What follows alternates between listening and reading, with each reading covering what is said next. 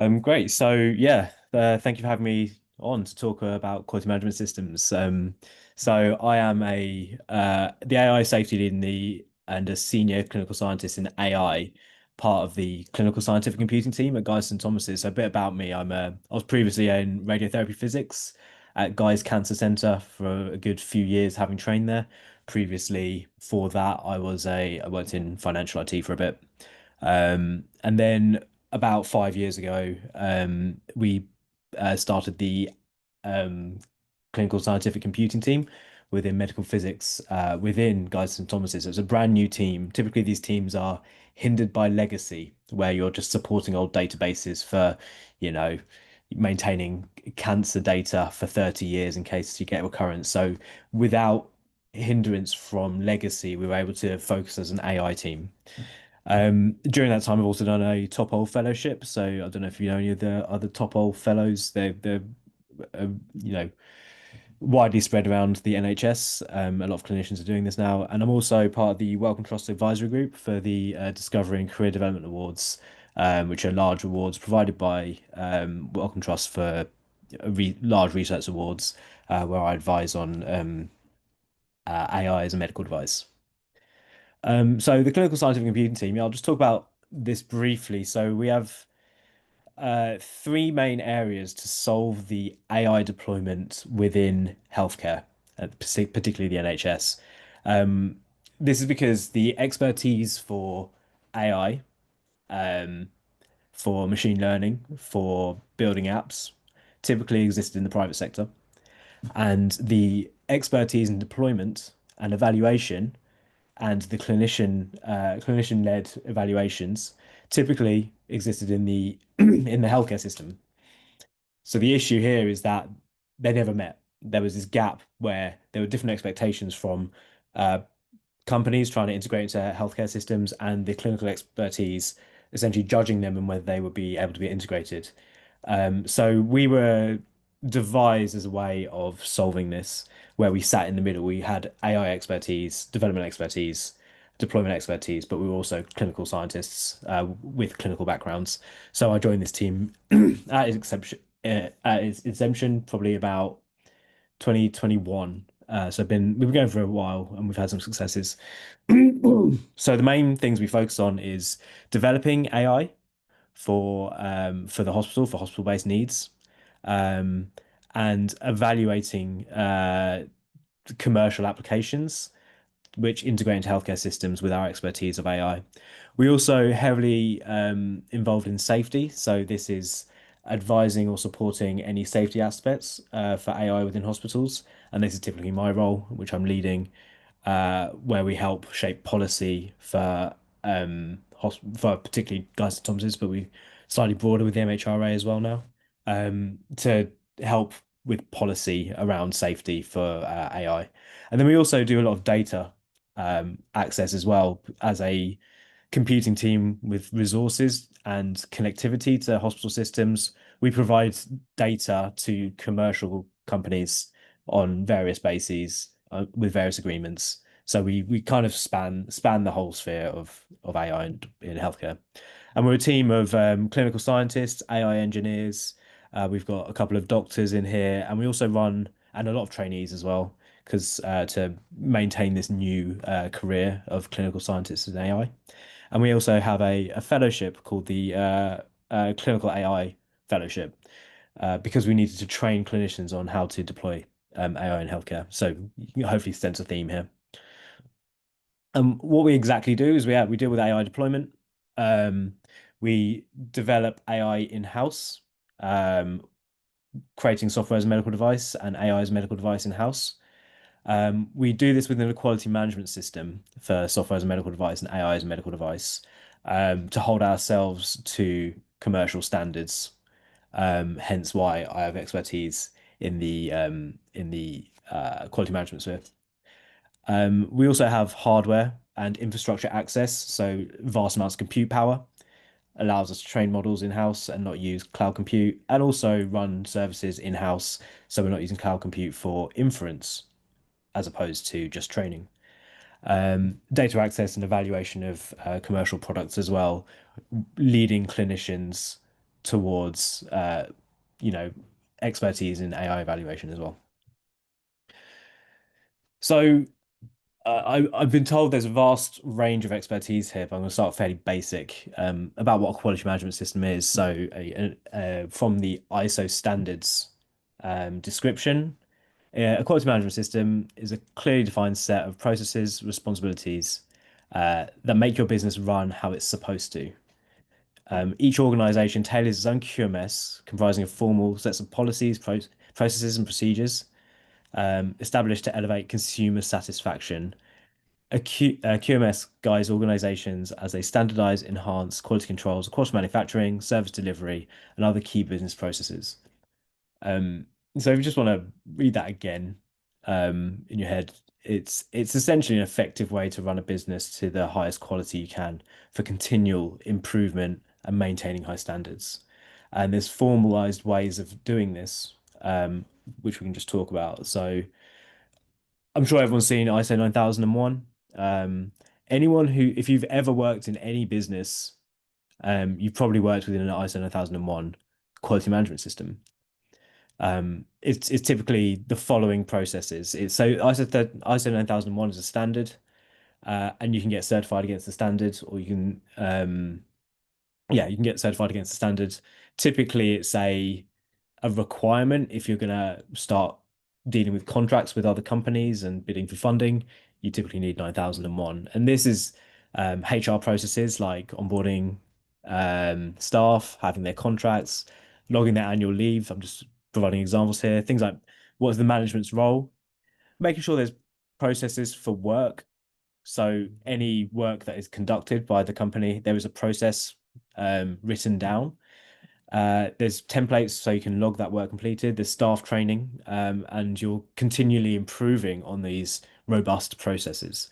So this could apply to a bakery, for instance. Say you need to onboard your staff, make sure they can take leave, make sure you've got a rota, make sure you've got a recipe for making the best sourdough in South London, or and then training your staff in how to do this, maintaining that. So it's just basic processes for running an effective business.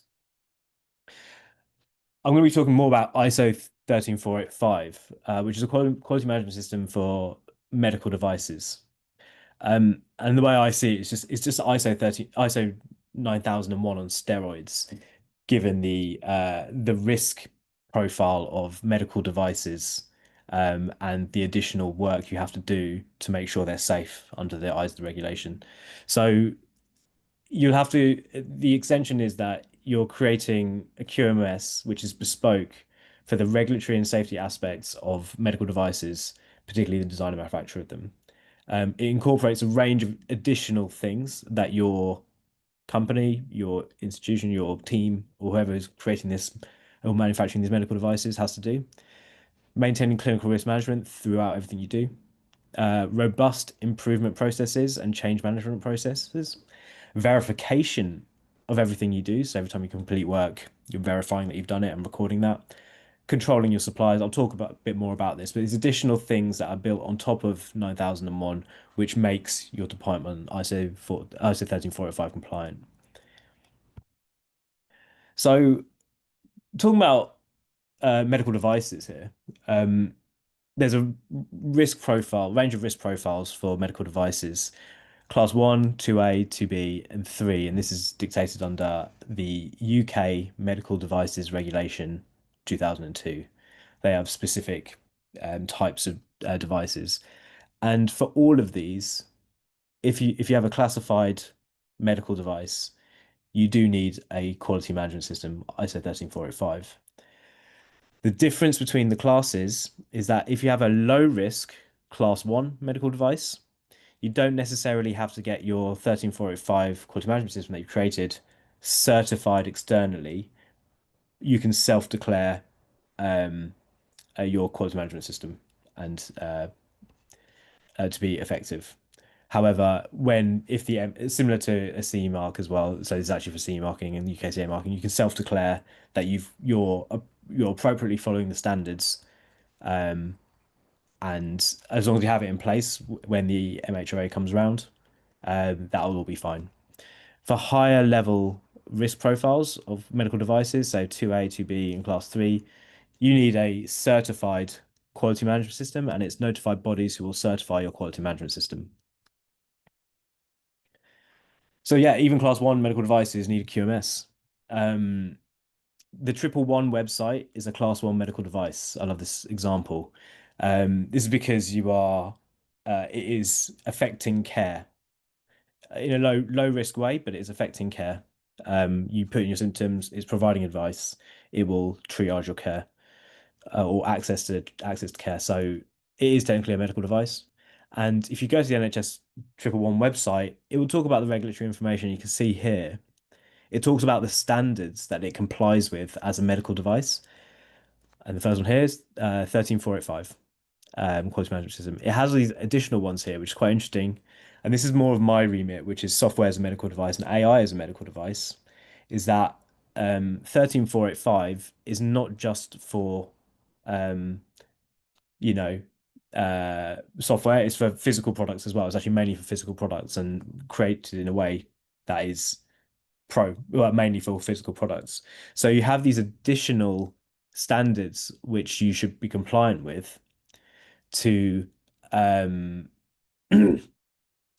um to satisfy that you're being safe under the regulations. Things like making sure that you have appropriate risk management for your medical devices, which is ISO 14971.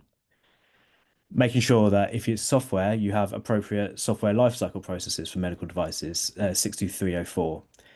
And additionally, you see here, he talks about DCB 129, which is the manufacturer of health IT systems. This is essentially a regulation as opposed to a standard, and we can talk about a little bit about that later.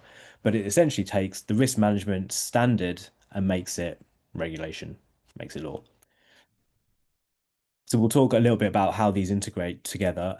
These are the ones that we've applied to our quality management system. Very, very basic view where I communicate the things that you need to do to put your device on the market. You need a CE mark or UKCA mark from the MHRA. If it's class one, I think you can self-certify, but you still need to register it with the MHRA. And there's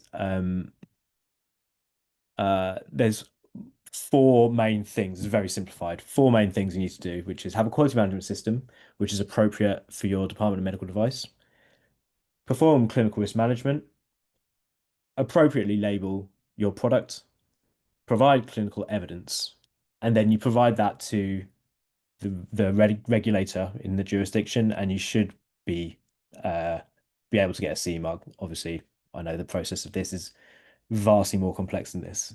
But you can see here, because of under the medical devices regulations, which is, the regulations, they require you to have a quality management system. You should build a quality management system to the best standard available to you. And the only standard for available at the moment which is internationally recognized for medical devices is ISO 13485. So you could not comply with 13485, the standard, build a quality management system, but when the MHRA come to assess whether they give you a certificate or not, the CE mark or UKCA mark, they will have to go through each one of your documents and see whether it's compliant with the regulations. However, if you were compliant with 13485 and got it certified, having that certificate makes the regulator's job very easy because someone else has checked that you are compliant with the standard for the quality management system. So, uh, just to say how these things link. Great. So this is just a list of notified bodies who can classify your medical device, and also some of these also will certify your ISO 13485 quality management system. This is a bit of a rushed list. These are the ones that are available in the UK, and then there's what they are, what types of medical devices they're able to do. Apologies, this is a bit out of not quite complete, but you can see here you got BSI, the big one in the UK, that can do most things, pretty much everything. And then you've got like new companies like Scarlett, um, who only deal with software as a medical device, and you can find this list here. So there's a range of notified bodies who can certify. Neil, can I just ask on that quickly? Is there any before people have we've had speak have been reluctant to make a recommendation? Have you had better or sort of worse experiences with any of the notified bodies? Yeah, I mean, I'm happy to talk about it. We've been with both Scarlett and BSI. There'll be a slide a bit later on our process and what happened. They are just they can be different. They are for different things. Um, Scarlett is a new one, coming through post Brexit when we were short of notified bodies, and they got their notified body status, which was useful. Uh, and yeah, we initially worked with them, and then we moved over to BSI to be more in line with the rest of our hospital. So we have different reasons for moving notified bodies. We work with both. Um, BSI is the biggest. That's all I'll say. Really, it's the biggest. So going through them will, well, for us as a new department trying to prove what we're doing, gave us more legitimacy. Yeah. Okay. And Kevin's asked if Scarlett uh, would cover a hardware as well. Um, Maybe. So this is from the MHRA's website of what their designated scope is. So their current designated scope is just software. Software. Yeah. Thanks. Um, quick view of standards versus regulations, and hopefully I've made this clear. So the UK medical devices regulation is the law, is the legislation, is the law. It's what the Secretary of State controls and is what legally you have to do. And it does provide ways of completing the work. That things that like labeling, clinical evaluation, what's expected from a technical file, quality management systems. So legally, this is what the MHRA is assessing you against when you get your product certified for CE mark or UKCA mark. However, you have standards, which are essentially internationally recognized best practices for achieving a certain thing. So, for instance, there's one for, quality management system for medical devices, clinical risk management, software development, and another one we comply with, which is medical software usability. Uh, and you can see these dates kind of all over the place. And this is because they're meant to be updated every 5 years to make sure that any changes in the regulation that occur, hopefully it means that whatever standards that should make you compliant with the regulations are essentially up to date. So if the regulations change, the standards hopefully should then reflect changes in the regulation. This becomes a bit harder, for instance, post Brexit, when we start deviating from, you know, the FDA or the MHRA or the EU. Um, so you can see why sometimes these lag behind the regulations. Also, this regulation has been due to change for a very, very long time. And politically, I think it's mainly for political reasons and this rapid change in medical devices. They haven't released a new one yet, but I've been in talks with the MHRA about that, and they are working closely with hospitals and the commercial sector to make sure it's sensible. Um, So this is just a quick one about, sorry, wrong title here. It's just a bit about the EU MDR as opposed to the UK MDR. So before the EU MDR came in, it was actually the EU MDD, which has been in effect since 1993, the medical devices directives. Um, this as when we were part of the EU, the UK MDR 2002 largely mimics the MDD. There are slight additional change, but they're largely the same. The EU MDR appeared in 2017, and then there have been changes expected. Well, the new EU MDR came into effect in 2023, and this was due to a range of horrible events from medical devices failing, and why there are gaps in the regulations which didn't necessarily encourage follow-up of products which have been put on the market and used in patients, as actively looking for risks. So these scandals, which caused a huge amount of harm to patients, resulted in the change in the EU MDR, and I think a significant part of that is the post-market surveillance, which Dan will be talking about afterwards. Um, this is because there was varied interpretation of the law. So it was the new MDR, EU MDR, has something like a fourfold increase in the references to risk to safety compared to the old MDR. Um, yeah, so because the regulations change, you'd hope the standards would also change. So there was harmonization between the standards, which is the best way to achieve the regulation. Um, yeah, when the regulation changed. So under MDD, the amount of standards that were harmonized were 268, I believe. But now with the new MDR in the EU 2023, there's only 18. Luckily, 13485 and 14971 are well harmonized. I don't know if it's absolutely harmonized, but um, I think that's more for the details, maybe in a bit more depth in another presentation. Great. And just another standard, so obviously AI is my sphere. You've got these AI specific standards, which I found from the BSI website. Um, so 34971, which is taking the risk management standard and applying it to machine learning in AI. And then also 30440, which is the validation framework used for AI within healthcare. Well, some of my colleagues helped write this one. It's how you evaluate AI when it comes into your hospital. But just to say here, there's a reason why these aren't part of the law yet. It's because there's different types of standards. There's specifications, management systems, methods, guides, vocabulary, code of practice, or classification. And what we're going to be talking about now, ISO 13485, is a management system. This one here is a guide. This one here is a specification.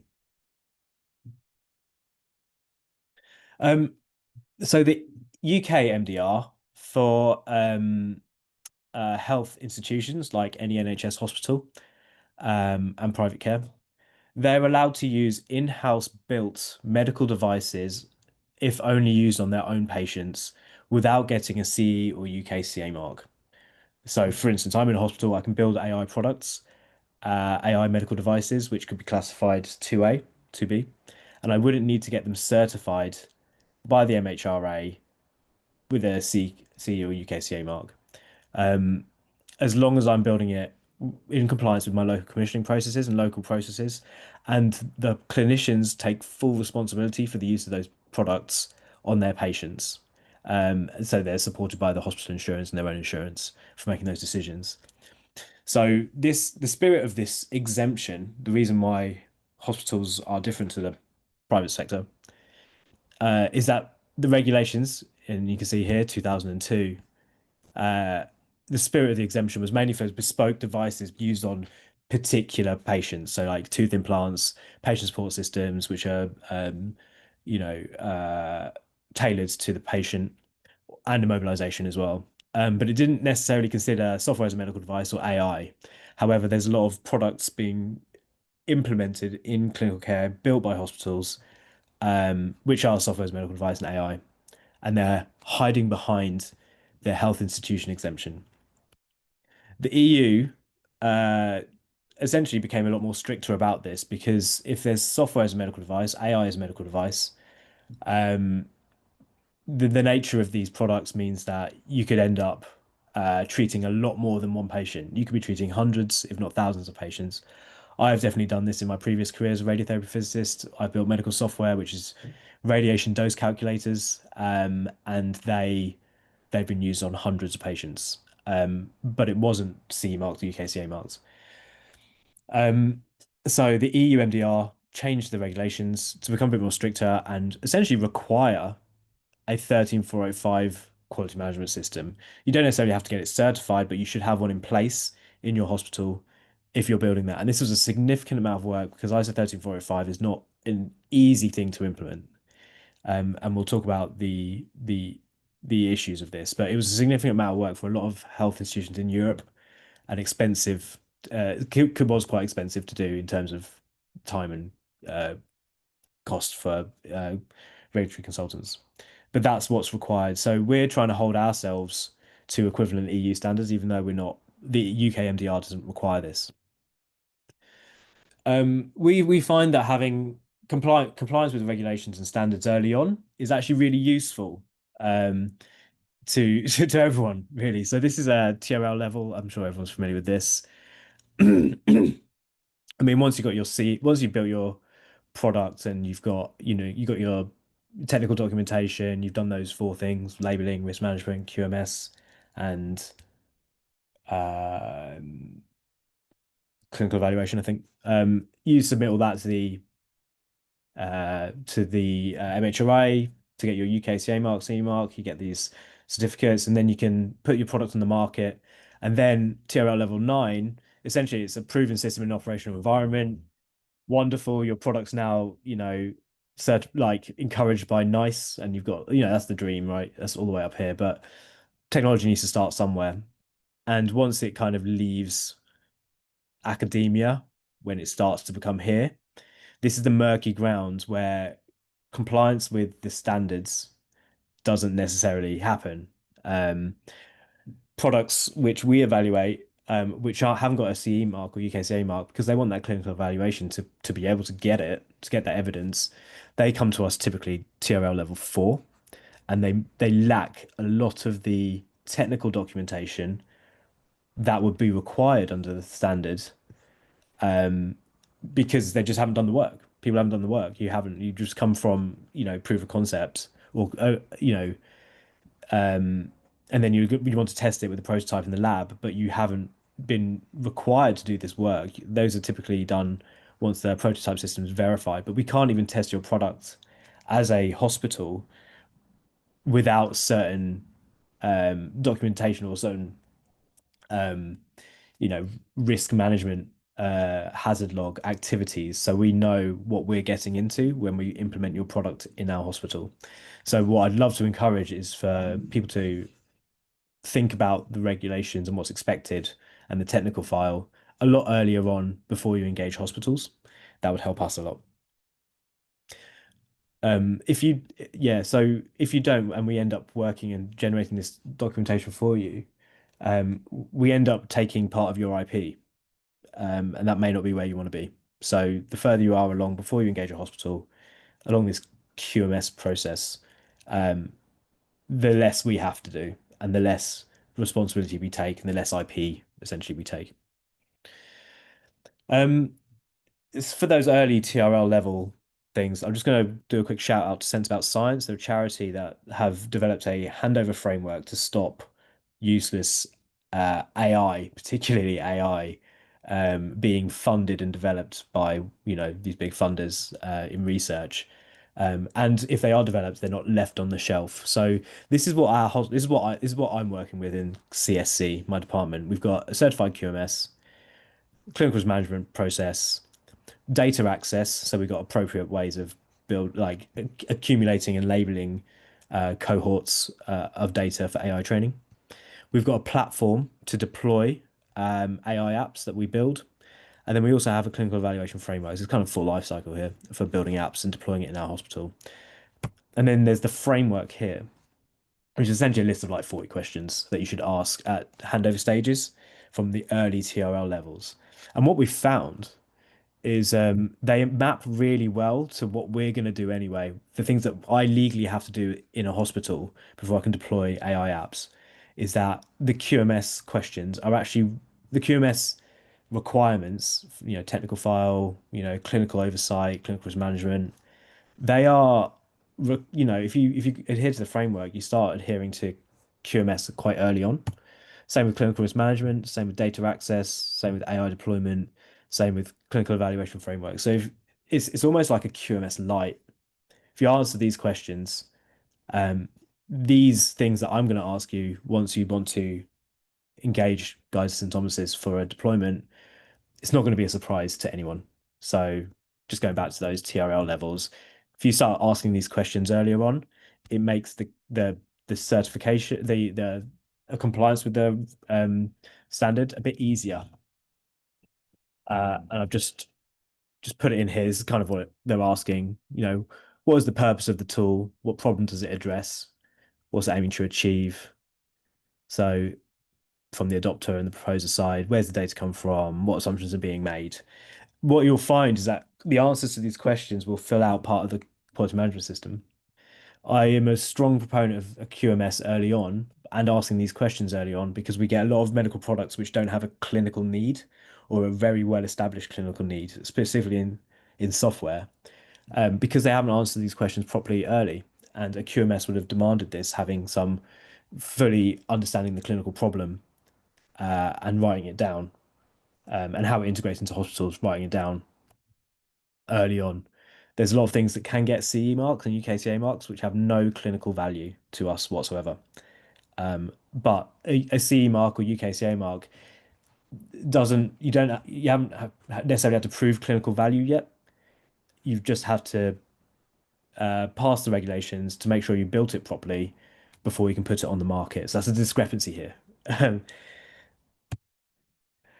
So yeah, I'm going to talk a bit more about our QMS, how we've implemented 13485. So we've got a certificate from BSI now, and the scope of our quality management system, bearing in mind we don't sell any of the things we make, we just deploy them in our own hospital, is that the scope is, I'll read it out here, the design and manufacture of software medical devices that use machine learning to perform inferences on images for the purposes of diagnostics.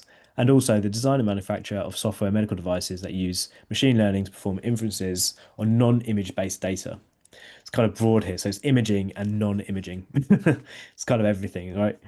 But that's the scope of our quality management system. We were encouraged to add this one because we initially started as just an imaging-based AI team, and then we started moving into NLP, LLMs.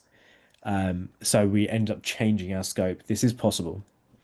If you're a company that wants to build multiple devices, you'll end up extending your scope, I imagine. So yeah, I led this project. I started in 2021, mid 2021, and then I was given, it came to Christmas, I was given the task of building this ISO 13485 QMS. So we weren't hiding behind the in-house exemption.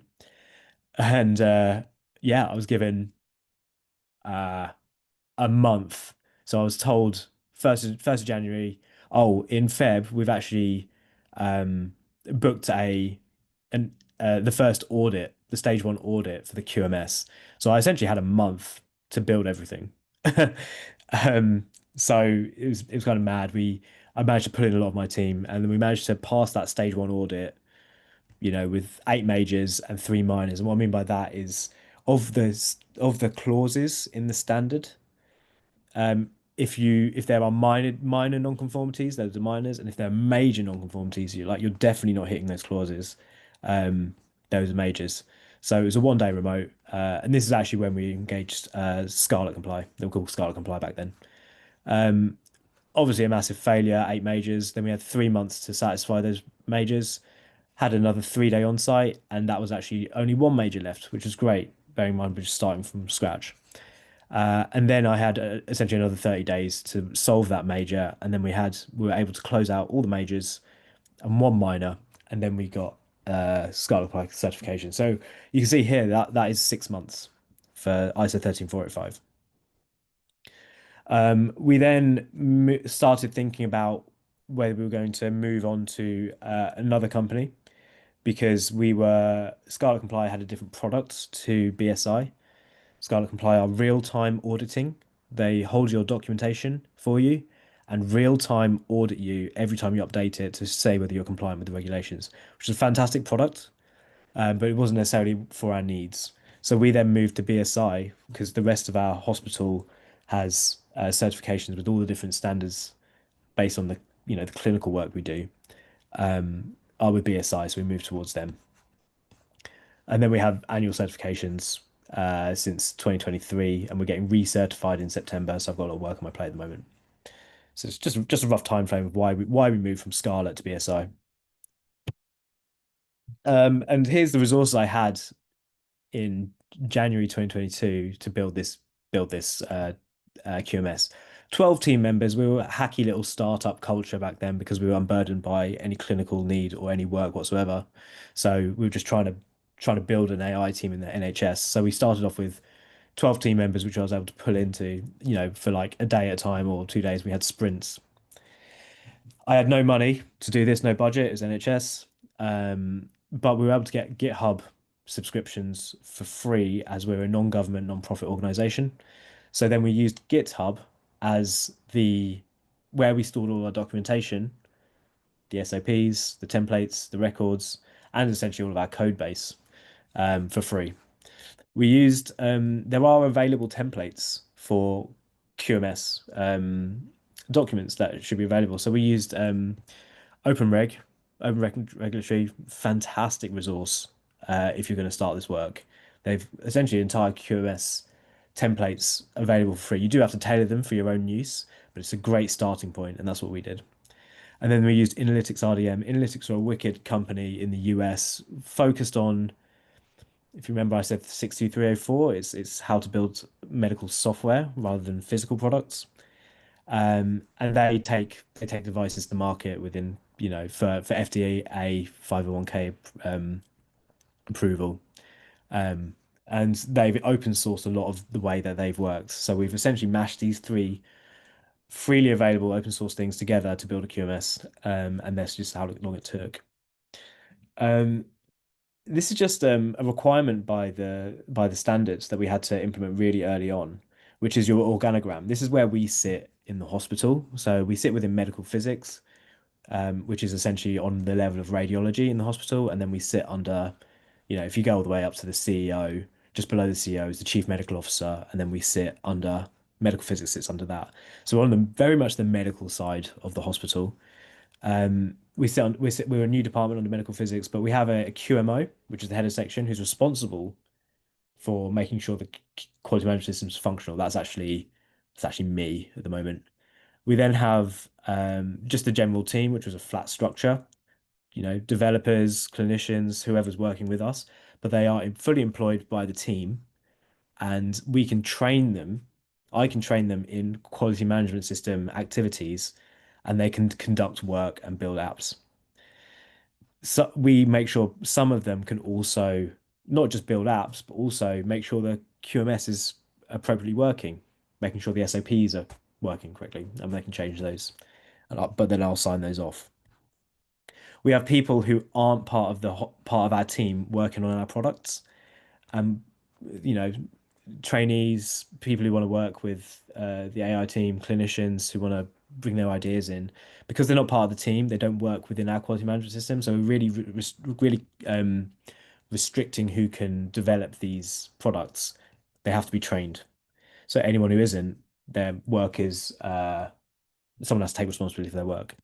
We also have a quality manager who sits outside a team who then audits us. We're lucky that our medical physics department has one of these already, who's certified as an internal auditor for ISO 13485. He's done his training with BSI. He's got a certificate to say he can do internal audits to make sure we're compliant locally. Another key thing that we did was treat documentation like code. Maybe we'll get some time I can demo this, but this is from the Inalytics package, which is literally just a Python package to be compliant with essentially the technical file of your product. Pretty cool. They treat documentation like code, so do we, where you can have templates and then the data for each release, which is changing regularly, like verification tests, validation tests, making sure your product works. Those things change regularly between cycles. They can automatically be populated into template markdown files and released as PDFs. So it makes documentation pretty slick on our side. And we store it with our code as well. So we're using GitHub as our QMS platform as well. So I don't know how in-depth people understand ISO 13485, but I found this on Pinterest of all places, kind of weird. But this is a visual schematic of what 13485 is trying to do. So you have your customer requirements. Um, sorry, you have your customer requirements as a business, your customer has requirements, and you are trying to satisfy your customer. And everything in between is ISO 13485. A very, very high level simplistic view, but it kind of covers everything that's in the standard, which is available to purchase for £200. Um, so the main thing people mainly consider when they're thinking of the regs for your product is the product realization. It's just how do you build your product? So obvious things like design development, risk analysis, regulatory approvals onto product design, design your product, um, verify design and product evaluation. Essentially, this is where you build your prototype, and then you send it to manufacturing for the full list of things to do, which is like purchasing, receiving, um, production, and then delivery. And then your customer should be happy, right? Well, that's great, and that builds a technical file, but it's everything else, which is the super important parts of ISO 13485. Measurement analysis is the biggest part for me. It's once you've built your product and it's out there, you need to be able to respond to when the customer is not satisfied. There may be customer complaints, incidents, really, you know, negative health incidents, or even feature requests. The customer needs to come in. You may need to control your non-conforming products, and once you've controlled it, you then need to act on that complaint and fix it. So by saying you're 13405 compliant, it shows to everyone that you are going to fix your product if it's broken. So, I mean, that's quite powerful, especially with the in-house exemption that the NHS works under. Sometimes your staff just leave and you've got a product which hasn't been used. So that's why they're enforcing this. Um, and you can see here, yeah, there's the corrective and preventive actions. It's the CAPA process. A strong quality management system has a very robust CAPA process. And then this results after risk management to affect the manufacturing process to make sure that that change is fed back into your manufacturing. So not only that, there's also resource management as well. I'll start with management responsibility. So make sure your management have oversight over policy and direction of your company, making sure you are regularly reviewing your SOPs, maintaining effectiveness and continual improvement, and they have the ability to allocate resources to the quality management system to be able to develop better products, manufacture better products. So resource management is like personnel, equipment and facilities. For us, that's like laptops, access to GitHub, internet, and information management. So what this is for physical devices, notice, because there's a manufacturing process. We've interpreted this for software as a medical device, and this is again a simplistic view of how my department works, and I'm going to go in a bit more depth on this.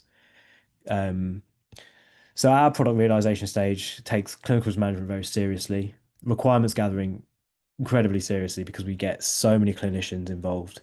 So and also not just clinicians, but IT and not just doctors, but radiographers and nurses. Or if we're building an AI product, which is going to have an AI result, anyone who will interact with that AI result will be invited to give their requirements.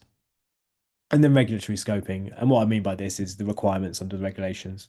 If it's a class one, class 2A, 2B, we don't really do class three. We don't build that risky stuff. And then the process of design plan and specification, um, third-party software evaluation in case we're incorporating another bit of software in.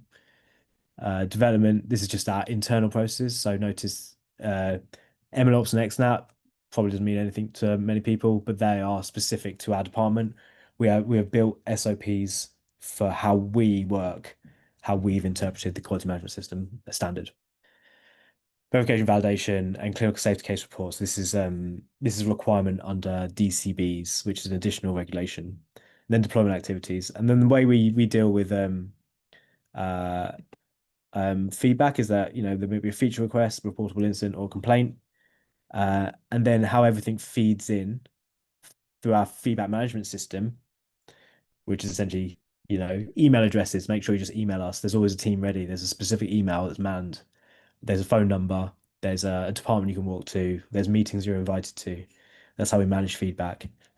Incident reporting, super, super critical. Making sure we're reporting through the yellow card system if any of our products go wrong to help the MHRA assess risk when they want to, evaluate the regulations in the future. They have a log of all the times a product similar to the one I've built has gone wrong. I then control the app, and then it leads into the Kappa process. I'll go into that in a sec. Um, we also conduct internal audits. We have like from the organogram, you would have seen that. And then we also have an external auditor, which currently is BSI, and they can affect our change management process. All of our change management is risk assessed, and then we have a really robust GitHub review. So yeah, that's kind of how we've interpreted that. Notice I don't have a manufacturing box here because we say we've interpreted ISO 13485 to say that design is manufacture in software as a medical device. So we don't, there's lots of parts of ISO 13485 I don't need to comply with the manufacturing things. And we've justified that to BSI, and that's okay. And that's purely because of the software. And yeah, just another thing here is that document record control is a large part of the QMS, and this is to make sure you're maintaining um, effective SOPs.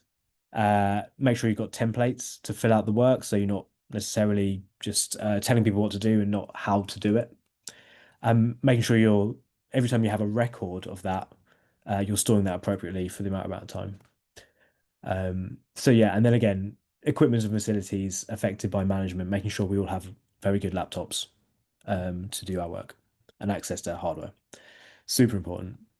I'd encourage if you're starting to map this out and know what your process should look like. It's nice to have that high level before you start tackling your individual processes. So I'm just going to go briefly. I think we've actually talked about this. So the customer requirements and clinical needs. This is non-trivial. Um, as I said, gather as many stakeholders as you can when you're building your app and going through this, because you may find later down the line, once you built your prototype, that you can never install it in a hospital because your hospital can't run a certain software or doesn't have a certain data type. So understanding that clinical need is the most important thing. And you can see here I've talked about clinical risk management, and there's actually a standard for this. So the QM ISO 13485 is your entire business and how you how you run your business.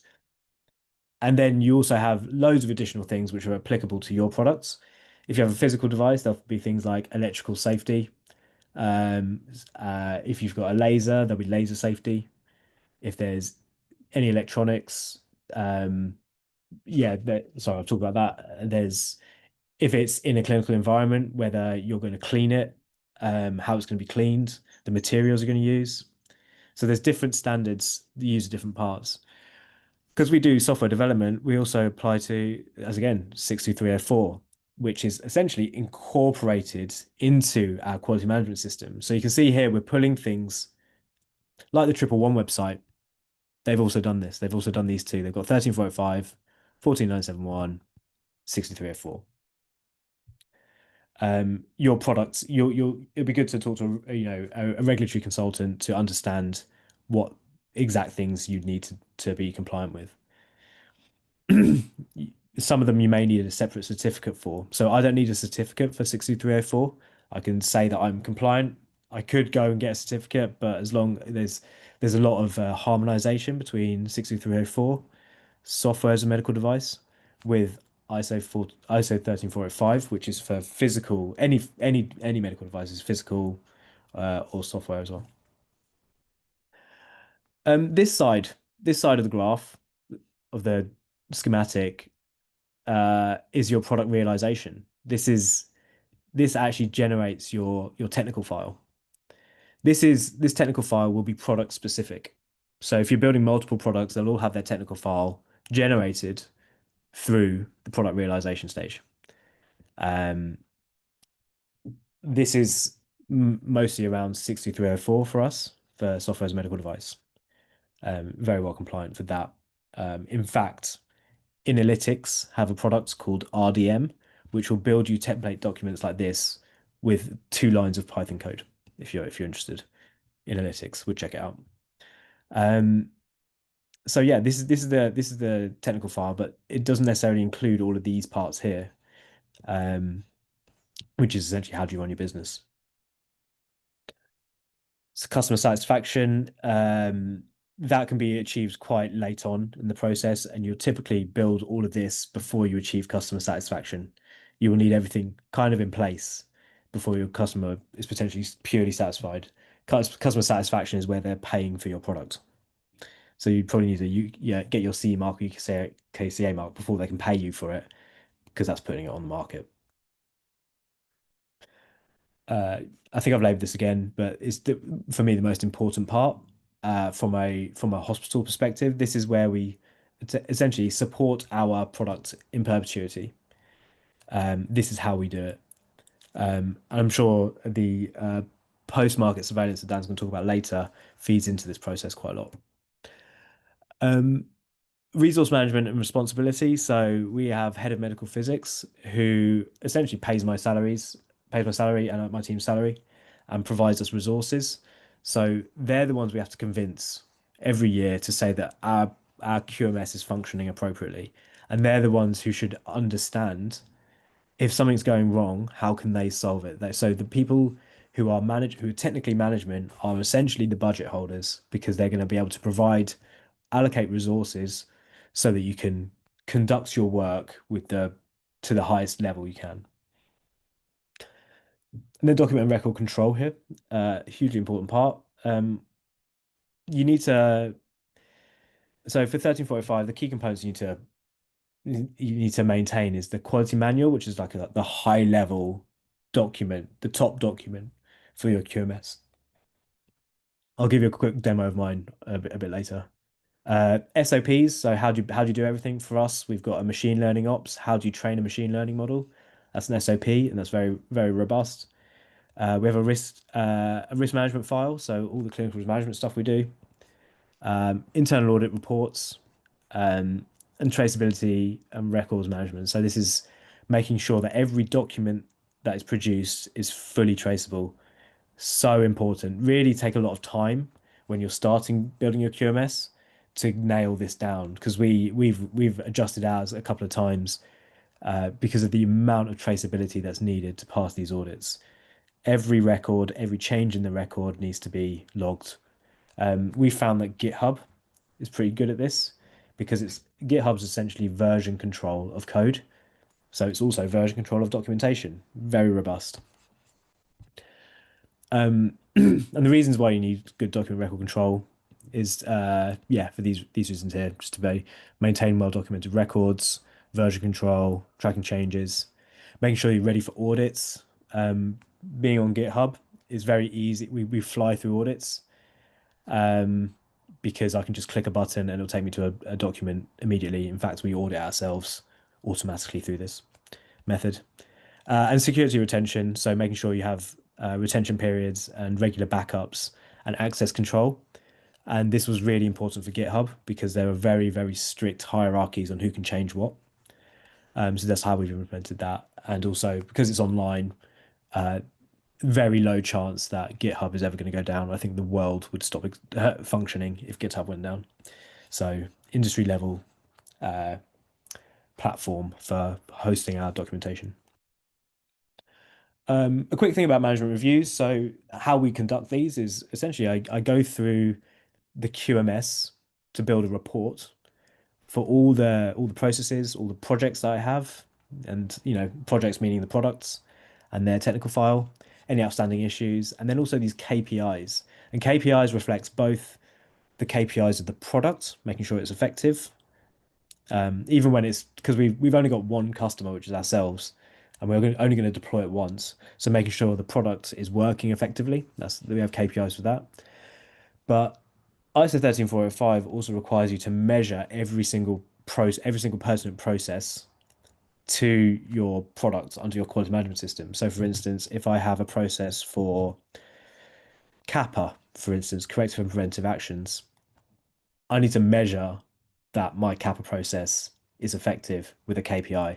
So, for instance, I any issues raised are resolved within 1 month, and they are reviewed by two people, and I can't remember the other ones we had for Kappa. There's enough people trained in the process to be able to do this with a month's notice. So that's KPIs. And then we once we've measured all those, we'll go through that with management, and they'll be able to make sure that we can uh, um, conduct our work and have the resources available to us. And these are the ones we've completed over the year. We've got one coming up next month. Audits again. So we have an internal auditor who comes through and just this is a bit more in depth. They come around actually like 4 or 5 times a year and do pick different parts of the QMS to go through. So they'll pick an area, or pick a section which is important, and they'll go through in depth and really like hammer us. And then we make sure that those are complete. So internal audit needs to be conducted, and your external auditor will make sure that internal audit is done. You'll need someone who's trained for this, so possibly a regulatory consultant. Externally, typically annually. So you can see here where ours went from 22 to, well, it's 23, but that's 22, 24. All the ones that completed originally by Scarlett, and then we went to BSI. Uh, BSI and this is before Scarlett had their real-time auditing. But essentially, it's the difference between real-time auditing or point-in-time audits, which we were more preferable to with BSI, point-in-time audits annually. I talked about Kappa, and I really believe that the Kappa process is the most important part of a quality management system. It's the change management process, and it proves that you do everything you need uh, to effectively improve your quality management system. So being able to identify and record the problem, risk assess, which is a massive part of 1345, establish a procedure for investigating the problem, analyze the problem and determine the root cause. We use the 5 whys process. Just keep asking why until you get to the root cause. Create an action plan. Actually comes from the root cause analysis. So for every cause you identify, you have a way of mitigating of that. Controlling the products and resolution, implementing the work. Now you've created that plan, and then again, like I said, ISO 13485, you need to verify everything you've done with the record. This process can be triggered by a range of things. So, for instance, the complaints, uh, non-conformities from internal and external audits, management review can pick something up. If there's any incidents, uh, even for individual products, if the validation tests, we just use Kappa for the Kappa process for any improvement we want on our quality management system. Hence why we need a lot of people trained in it. So this is something we don't need to do, but I've included this as we're talking to startups and SMEs. It's the control of suppliers. And this is really, really important. ISO 13485 requires you to have purchasing controls, so making sure you're evaluating your suppliers and the selection of suppliers you will evaluate, documenting everything with communication with suppliers, verifying the products when they come in.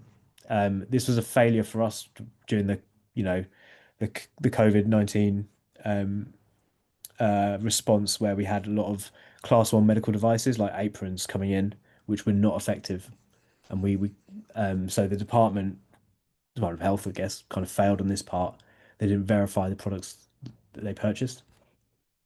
Continual monitoring and reevaluation of supplies. So you're always constantly improving, and that's the spirit of the QMS. And again, documentation of all the activities. Another really important process is authorization logs. So you're going to train your staff in all the processes, and you need to make sure that they are trained and that you've verified their training. Uh, and you need to make this ensures the accountability and traceability of the work that's done, or the work that's done. So all the training needs to be logged. So how did you train your staff? Was it like a webinar? Was it a see one, do one, teach one? Was it a Is it in the job description? You just say, do you know what? They're only employed by me if they're trained to do this. So we can assess that by the fact that we've interviewed them and they got the job. They are verified. Sometimes it's not good enough. Um, and then we typically use questionnaires to say, all right, if we're not doing C1, do one, teach one, it's verified. Verified whether someone has been onboarded, read the quality manual, set up a project, trained in clinical risk management, which is CSO. I'll talk about that in a sec. Trained in Kappa processes, incident reporting, machine learning model training. It's a little bit out of date. So we have a log of who can do what, and this is required when the auditors come in. They'll make sure that everyone's trained. Here is ISO 14971. So this is the risk management, which is a large theme throughout 13485. Um, Risk management, clinical risk management specifically. And when we say clinical risk management, it means that it doesn't necessarily mean decisions on the use of medical device in a particular clinical procedure, or the business risk management. It's purely for the product as a whole, um, how it could possibly be used. Um, so yeah, this is the standard. Do you remember I said the difference between standards and regulations? Standards is the best practice, and regulations are essentially the teeth, showing you have to do it. So you'll probably hear a lot about DCB 0129, DCB 0160 if you're dealing with the NHS. And this is because under the Health and Social Care Act 2012, um, there's this clause in there which the Secretary of State for Health reserves the right to turn any standard into a regulation. So what they did is that they turned this standard, which is best practice, into a regulation, which means that all healthcare institutions need to comply with this standard for two different purposes. If you're manufacturing a health IT system or if you're deploying a health IT system. So 160 is deploying and 129 is manufacturing. So let's see what the difference between these two are, because when you read them, they are slightly different, but they're going to follow the exact same thing. Um, you essentially need to appoint a CSO, a clinical safety officer, who needs training. I actually conduct the training for that within our hospital and partly for NHS England as well. Understand the clinical management framework they're going to implement, create a hazard log, create a clinical safety case report, which is a document, and then have that document approved by the CSO. So the CSO can appoint other people to do this. CSOs are typically clinicians with clinical experience and training. Um, we incorporate this into our quality management system so that we're compliant. And a key thing here, the difference between 14971 and the regulations is that as a deployer of your app or of your product or of your health IT system, I am legally allowed to ask for your hazard log as a company to your company. Legally, you have to give it to me. Legally, if I don't ask for it, I don't have it, I'm within my right to say we can't proceed. In fact, I'm encouraged to not proceed. In practice, the MHRA maybe has less teeth, but this is coming through a little bit more frequently now, where we're not working with commercial products to evaluate and deploy apps, even if they have a UKCA mark or CE mark, if they don't give us a hazard log. So this is really important if you're starting a company. Please make your hazard log essentially available to your customers because we have to legally conduct clinical risk management, and it'd be good to start from the risks that you've identified, so then we can build upon that. That's the rationale here. Um, yes. So we're kind of coming to the end of my parts here. So I appreciate we touched over time, but we've got two more slides. Um, this is the effort for me maintaining the quality management system as the QMO within my department. We talk about QMS constantly. Twice a week in our daily stand-ups, we have a section saying any QMS activities, any CAPAs we need to resolve, when's the next audit? Can anyone help me with this? There's documentation's out of date. So we talk about it a lot, to prove to the auditors and to ourselves that we are very quality focused. A third of our team is trained as quality reps, so they've read the standards and understand it and understand what they need to do, and they're able to update our SOPs and resolve CAPAs. So it's not just me doing it. This is redundancy. This is proving that we're an established department and we're not some hacky little team who might go bust after deploying our product. And we have a really robust CAPA process. So in terms of actual days work, internal audits and with Matt Birchmore comes around, typically around 6 days a week, 6 days a year, sorry. Um, external audit is typically 1 day a year when they come around. Depends on the size of your company. Management reviews just 1 day a year. Training and verification of the staff is about 10 days. We do a lot of training. And then resolving all of our issues is about 5 days. So summing that up, that's about 25 days work within the team, about a month a year we're spending on quality management. This is not even just developing our products, which is technically a third of the work we do, if you remember from the first slide. So just to wrap up a little bit here, it's it, the QMS as a standard, like, standards are sensible and the regulations are written in blood. They are responding to big issues that can never happen again. Things like, the breast implant scandal or the more recently the vaginal mesh scandal. These things shouldn't happen. So QMS they are sensible. The regulations are sensible. The standards are sensible. They are in response to things. You should try and follow them and follow the spirit of them as well. Be quality focused. Be confident and strong about improving your processes, and don't hide behind paper shields. That's one thing that we could have done with the in-house exemption. We could have said, well, we don't have to do any of this stuff, but we wanted to hold ourselves to a high standard. QMS also solves AI tropes, is just bringing it back to AI. So a hammer in search of a nail. Well, within our QMS, we enforce clinician involvement from the start. We also enforce IT to be involved from the start. So we know that the product we build is appropriate. And we also don't just, it's not just clinicians, it's admin staff as well. So we know that they're not going to complain later on that they're told to do something which is nonsense. It probably won't work on our patient cohort. Well, we're quite fortunate. We're within the trust, so we develop AI on our own patients' data, and we can do this because they're service developments, and we evaluate this process robustly with procedures for bias analysis and data stratification to make sure we're not introducing those risks. It negatively disrupts clinical workflows. Really important. This is why requirements are super important. Um, we conduct risk assessments of our workflows before and after deployment, and before we even make the app, to make sure that we are not going to negatively disrupt clinical workflows. We can a lot of our projects. 40 of the 50 projects we've done over the last 5 years are in our graveyard. Because we've reached points where it can't be it will affect our workflows. And then finally, the radiologists, for instance, would lose trust or confidence in AI. So this is how we implement post-market surveillance. We call it post-deployment surveillance because we've only got one customer ourselves. So we have a very robust process for quickly retraining and fixing things, and a robust change management process.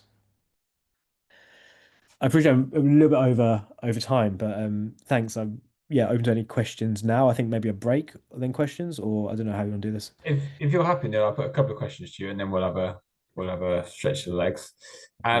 Really helpful, and it's really helpful to hear, how both what your experience of doing it, but also what people need to do to come in to work within that NHS organisation. Because obviously that's a big part of it. So yeah, really helpful to hear. I think you actually kind of covered a couple of things. In terms of how the regulation and the standards kind of come together, and then a question around whether the two AI standards would ever become part of regulation. I think you touched on the fact that that could be the case. It's obviously not at the moment.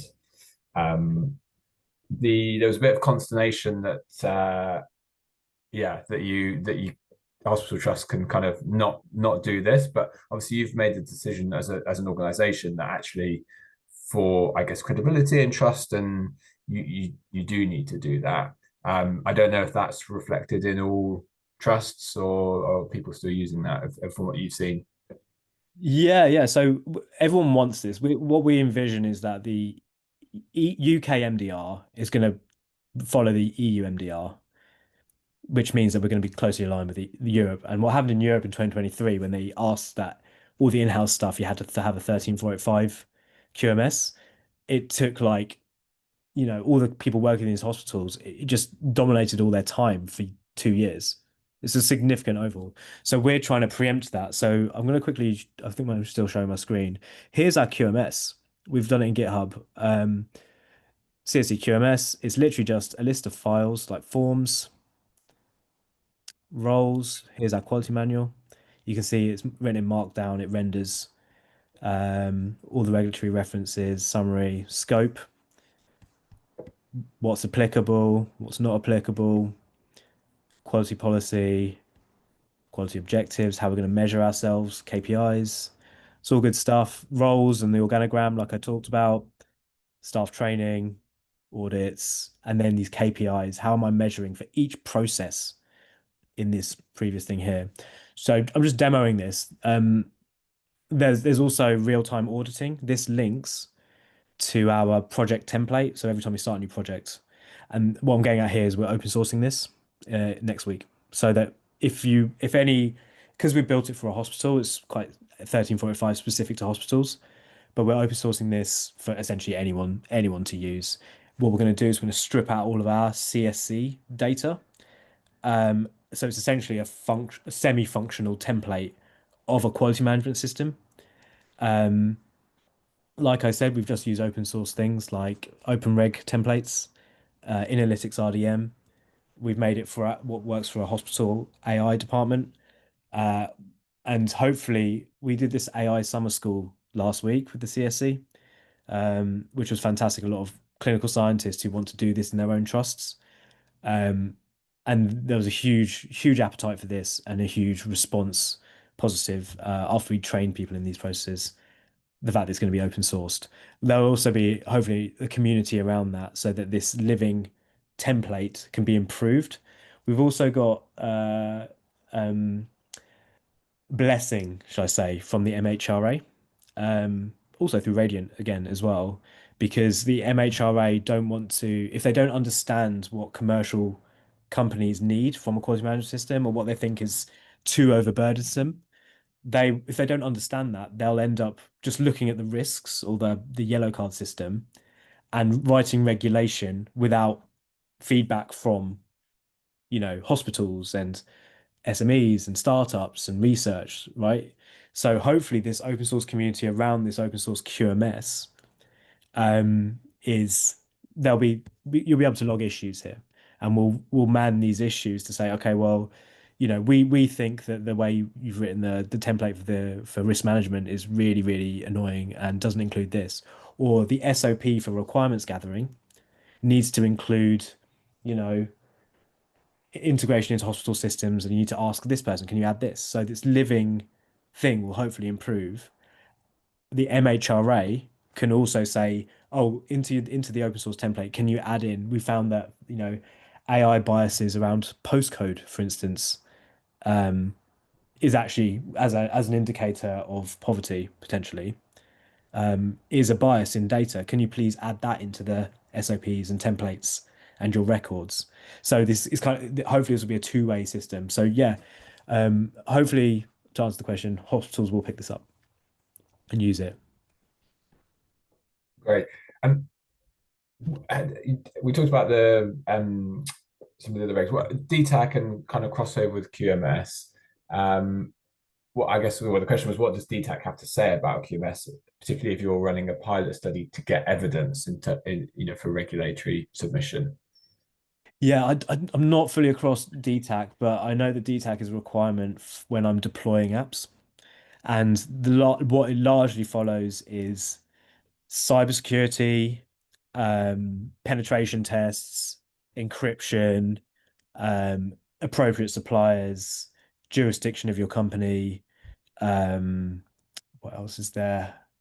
There's a few other things, but it's essentially just a certificate. Like if you get the DTAC, it makes my life very easy deploying your products into a clinical system because it's not actually me who's doing it, it's IT. IT aren't going to get into the weeds of customer requirements of a medical device. What they when they receive the project, what they think about is integration into the hospital systems, and that's DTAC. So there are things that will cross over because we ideally you'd want IT involved in your requirements gathering. Yes, but they've been considered quite separate to a point. I think they both require a CSO, so that's where our QMS has pulled in that the terminology from DTAC for DCBO 129, DCBO 160. DTAC's getting overhauled though, isn't it? I've heard.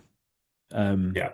Yeah. I'm not fully sure where that's going to go, but I know the NHS England are keen to see our QMS and how we've implemented it, so they can catch projects early on, so DTAC isn't too hard to satisfy later on, or whatever replaces it. And this question, talking about that, so there's a question here from, I think it was from Kevin, about the relation to the TRL levels. Yeah. So Kevin, I think, has acknowledged that they've tried to use QMS much earlier, but found it difficult given the enormous uncertainty, pivots, and open questions there were about their innovation. Um, as they progressed, it's become easier, but it's still a work in progress. So his sort of conclusion question was, what state would you expect QMS to be in for a potential partner coming into the trust? Yeah. I was talking about this with a professor from Cambridge who's trying to commercialize all their research in the medical sphere because they have ex this exact same problem. And I think what we would aim to do is, so if, for instance here, right? So you come, the lab is now essentially my hospital department, maybe my clinical engineering department. They want to test a product. What we do is we assess for risk. It's all risk. It's really all risk. It's going through and saying, all right, well, the materials that you're using, have you risk assessed the materials? Okay, so you've got a physical product with electronics in it. Have you done any sort of safety checks on that? Um, um, how many staff do you have in your department? And if this is going to go on for 6 months, is your company going to fold in less than a year? And then we probably won't work with you. Um, so this is where if you the further you're along established with this QMS. So I guess what we're actually asking for is the technical file. So the QMS will make you provide a technical file, which is largely these things here, and then also if we go to the schematic here, maybe for us here. So definitely all this stuff, all the verification, validation, a hazard log would be ideal. Um, and then for this deployment activities. You have some sort of work instruction of how we're going to use it. Maybe you haven't done the end user testing, maybe that's us. Having specific criteria, having for the deployment activities, it's like tell us how it's going to integrate into the hospital, tell us the risks associated with it. Um, it's mainly all about risk. Um, I don't know if that clears up anything. My dream is to have this diagram fleshed out in a bit more depth to map exactly to the record in the quality management system that you need to have filled out, which maps to the TRL level. That would be ideal, right? If I said, all right, it's these 20 documents need to be filled out with at least a first draft and approved, and then we'll engage that. Then we can say your TRL level 4, and then we can go. That's the aim. I've got a couple of quick ones, and then I will let you catch breath. I'm actually going to put one to the group because one of the questions was, is there anything other than GitHub for document storage? But obviously you've used GitHub, so I won't put that to you. But if anyone else has any other suggestions, please feel free to share them. And there's a question about notified bodies. Are they able to work with GitHub when they're doing the audits? Presumably so, if you put everything on there. Yep.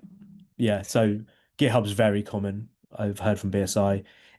In fact, I think Scarlett's product is also based on GitHub as well.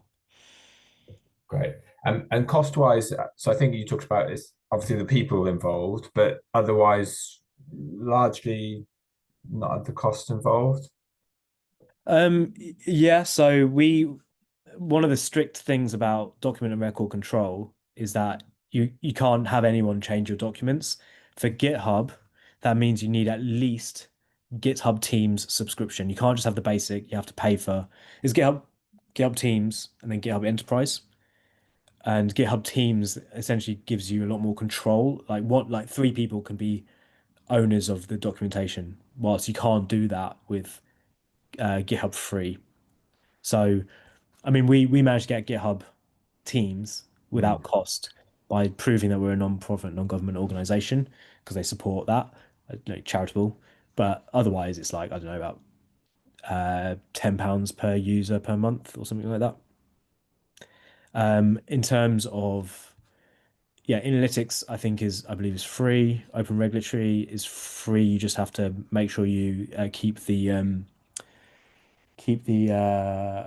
um, the license part or the recognition at the bottom of the each document, which we do. Even if we change the document, we keep the same with like templates from OpenReg. Um, and yeah, then it's just your costs for internal and external audit. We have an internal auditor. We're very fortunate. They do all the different departments in the hospital. You may need to employ a regulatory consultant to do an internal audit or get one of your staff members to go on the BSI training for ISO 13485, which costs about 3 to 5 grand. Well, no, 2 to 5 grand. I can't remember what it is, but they only have to do it once, I believe, and then they're good for a good few years. They just need that certificate. And then your external audit, for instance, I won't specify numbers, but uh, yeah, we found for point in time audits for the back in 2022, it was for BSI, it was actually slightly cheaper than Scarlet, but I don't know what the products are now. It was a good few years ago. We really like Scarlet. They were great to work with. And the last question was on the internal audit. So the question was, do you need to have an internal auditor? Uh, yeah, I mean, I guess the answer to that is you need to have somebody doing the internal audits, but whether you bring someone in who's, an external doing that, or you have someone available internal, you do the training, I guess is the difference there. Yeah, I believe so. I think what we got pulled up for is our internal auditor did have the certificates. That was fine, but they weren't actually conducting the internal audit properly. Um, they were doing it with, not 13.485 in mind, but all the different other standards. And that was one of our majors, actually. So it's making sure that you have someone who is certified, is not involved in in the actual development of the product. They need to be slightly separate from it, so they're not marking their own homework. Um, and also that they understand how to audit them, how to audit a QMS. So we went from like 4 internal audits to 7 internal audits. Some of them are done on the same day, but you section it out a bit more so you're covering more of the standard. So Sam's just slipped one more. So GitHub Office version control, OpenReg Office QMS templates. What are you using analytics offer for? Yeah, I'll quickly show you that. So here's AutoSeg CT. We've hopefully solved auto contouring in the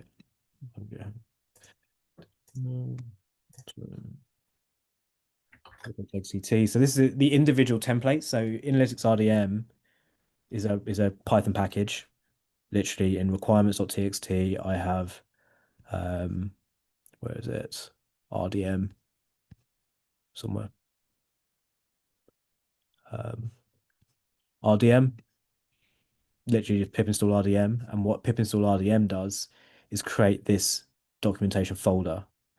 Do you remember I said I keep data and templates separate and then I generate stuff? So the data it's just essentially the technical file is in Analytics RDM. So I have things like this will all be open source as well. So name, version, safety class, MHRA safety class, all this good stuff. Even my requirements are in YAML format. You can see here, system requirement number one, type, description, all of that good stuff. That is commonly changing data. We have the document templates, which are less frequently changing data, and this is going to populate uh, with the other data from the data file. So you can see here, here's my requirements doc, system requirements, got my front matter. You can see here, I haven't actually specified the device name or version because that's pulled from the YAML file. So when I build my release file, it is populated. So you can see here, system requirements, uh, name, version. So this is where analytics comes in. It's all of this good stuff here. It gives you a pandoc thing to publish the release to PDF. Essentially, all you do is you go into this document on the command line and type make, and then it runs its make file, which generates that release markdowns. It also provides a Docker file in case you want to create PDFs. So it's really, really cool. Would highly recommend using that, looking at that. They've got multiple products to market as well, so it's very well tested. Hi everyone, I'm Dan. I'm a quality and regulatory specialist, Eightfold Governance. My background is in medical device QMS implementation, IVDs, software as a medical device, and information security and ISO 9001. I've been working in the field for well over half a decade now. Implementing QMSs is what I know, and regulations is the other big half of that. Today we're going to talk about post-market surveillance. It's a really important part of medical device lifecycle. We're going to talk a little bit in general about what is post-market surveillance. Then we're going to talk about the recent updates to the UK MDR, which was updated like 2 months ago, and what that means for you, what documents that kind of produce. There's a new reports and documents associated with those changes, and a little bit about how that interacts with the EU, and some other things about vigilance and reporting as we go. Let me look out to change slides. All right, let's start with some fundamentals. Post-market surveillance, and what is it? Post-market surveillance is the requirement to review data about your medical device. I'm going to say medical device a lot today. This applies to software as a medical device, to IVDs, and to general medical devices, but I'm going to use medical device as a catch-all. It's a requirement to review data about your medical device after it's been released. You've got to do this in like a systematic way.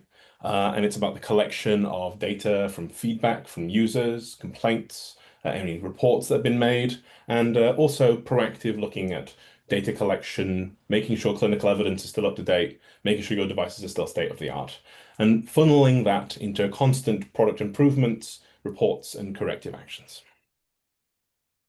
PMS is a sort of cyclical activity, which is ongoing and proactive. So it always starts with planning. You have to create a PMS plan.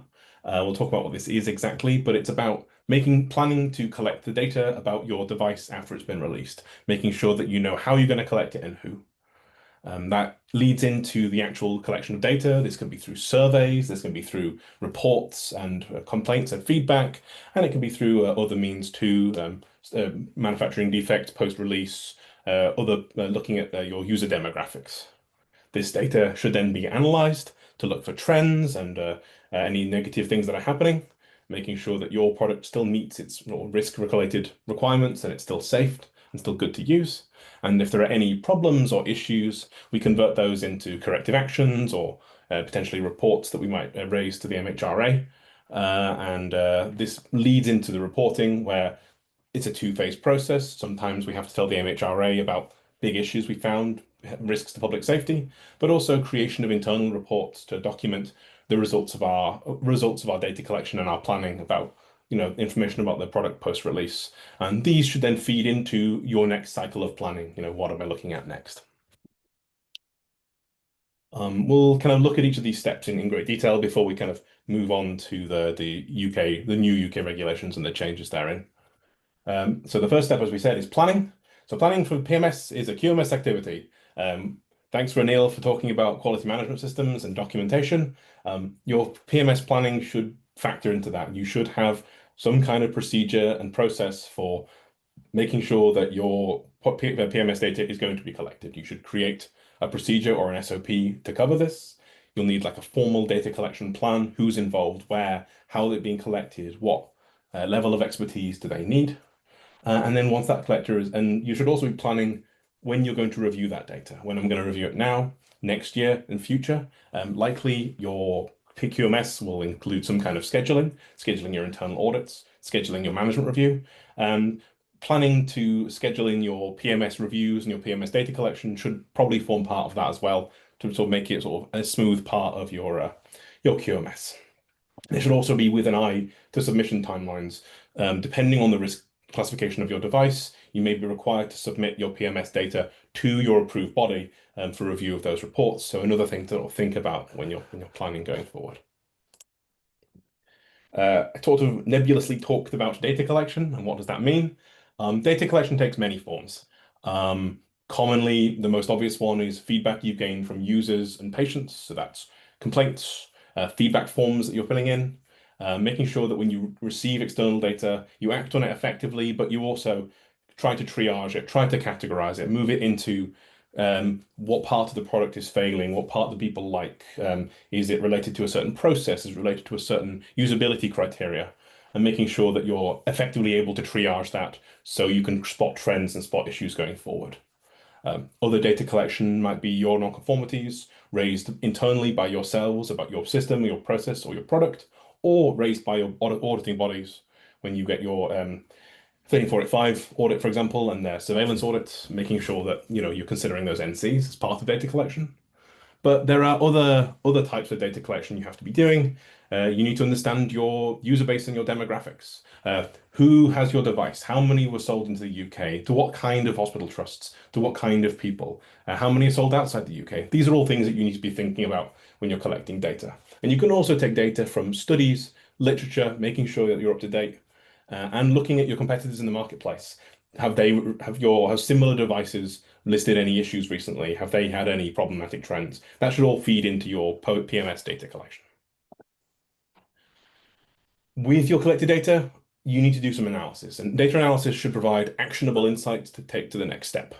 You should be using statistical methods to help determine whether issues are random, and if they are, like, are these significant outliers? Is that something we should be worried about, or if they're just otherwise unrelated, or whether we have systematic issues, whether it's always the same thing that's failing, it's always the same thing that's not meeting expectations. You should be using statistical methods to determine like trends in cutoffs and make sure you're happy with your validation status of your product. You will likely have low risk, non-serious events that occur, for your product, and data analysis should help you show whether that's a worrying trend or not, or just some kind of sporadic things going wrong here and there. Are your rate of complaints within the expectation you might expect based on what you know about your product? Take all of this into your analysis and summarize it and document it in a way that's easy for you to understand and easy for your approved body to understand, or an outsider who wants to see your risk management. The next step in PMS is corrective action. So if your data collection has flagged any things that need fixing, you should be raising corrective actions, and corrective actions should focus on safety and they should drive innovation. Sometimes issues that you find are reportable. They're serious hazards to public health. You've got to tell the MHRA quickly. There is a form to do this. That's a big part of that. But sometimes you just need to make sure you fix them yourself. You've got to determine, using analysis, determine the root cause through some kind of root cause analysis method and turn those root causes into meaningful solutions. You'll raise corrective actions to address the root causes. Once you've worked out what the problem is caused by, you can create corrective actions and do what you need to fix those root causes.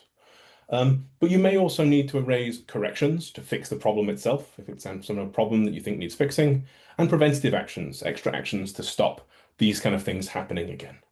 All of these should feed into like your innovation and your product improvements. And that's both in a sort of technical sense, making sure that your product is still cutting edge, making sure that it still works, meeting its clinical needs, but also in the labeling and the instructions for use, adding additional warning labels, rewriting some instructions to prevent misuse. They all form into product improvements, and they should be your focus when you're thinking about corrective actions.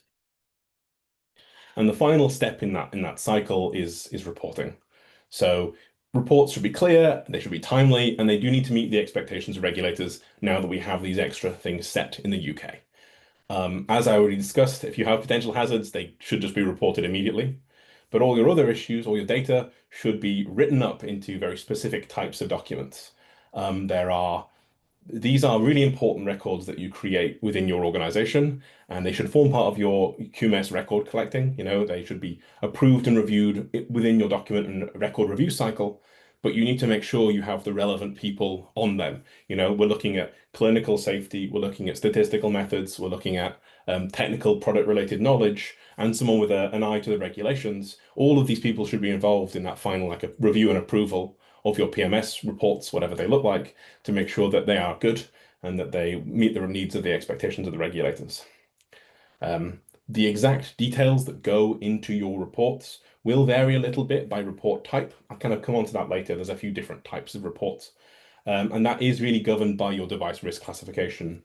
The lower risk devices need less detailed, less specific information in their reports. Some approved bodies, as I say, will want to review your documents, and you should make sure that they are updated within the time frame. Otherwise, you will find yourself in hot water. Do plan accordingly as part of your QMS planning. I can't emphasize that enough. It's really easy to forget. That's the general basic overview of what post-market surveillance is kind of what it looks like. So we're going to talk a little bit now about the recent changes to the UK MDR. We finally got some changes to help align with the EU and to help push safety forward. We could do a little bit of interactive gameplay, just for one. Show of hands, answers in the chat. If you could give me a 1 if you didn't know that the UK MDR had changed. 2 if you were aware of the change, but you've not done anything about it yet. 3 if you are on with it, and 4 if you're like, doing properly and you've fully implemented. Most organizations aren't. But it'd be good to have an indication of where people are at. I'm going to scan my eyes down the chat in a second, just so I have an idea of what's going on. Oh, I see a 4. Excellent news. So someone's showing off there with the 4. Oh, but it is a Neil. He is cheating. And see a lot of 1s and 2s. That's great. That's what we do this for. Yeah, it's a pretty important change. Pretty important change, and I'm glad people are. I see a split of 1s, 2s, and some 3s. This is expected. It was a really important change, but like they don't get publicized enough. And hopefully people can learn something today and go away from that. Let's talk about the changes. This was the statutory instrument. It was long and there was lots to read. You can read these on the UK government website, but I would recommend that you have someone read them, but they are quite dense. It was approved on the 16th of December last year, which was, of course, my birthday, the best birthday present I could receive, a new regulatory update. And as is standard, 6 months later, it came into force, so June, which was like last month. And so these regulations are now in force. Companies should be up to date. You do have a little bit of extra time because of how long before you need to submit your first reports, but it is in force now, and your procedures should reflect that. You need to make sure your procedures are or at least ongoing and reflecting the new changes. We'll talk a little bit about what's new and what's changed in the system. There's a handful of things that are new that you need to be fully aware of compared to the old system. And if you're newer to this, if your organization is just starting, then these are the things that you need to start thinking about. Step 1 is a requirement for what we call a post-market surveillance or PMS system. You're required to have a documented, systematic approach to post-market surveillance. This should probably be implemented into your QMS as a document and as an SOP, at least. And this should cover the following. You need proactive planning for data collection, scheduled reviews to make sure that your data is getting reviewed at a sensible time, and scheduling your report updates as well.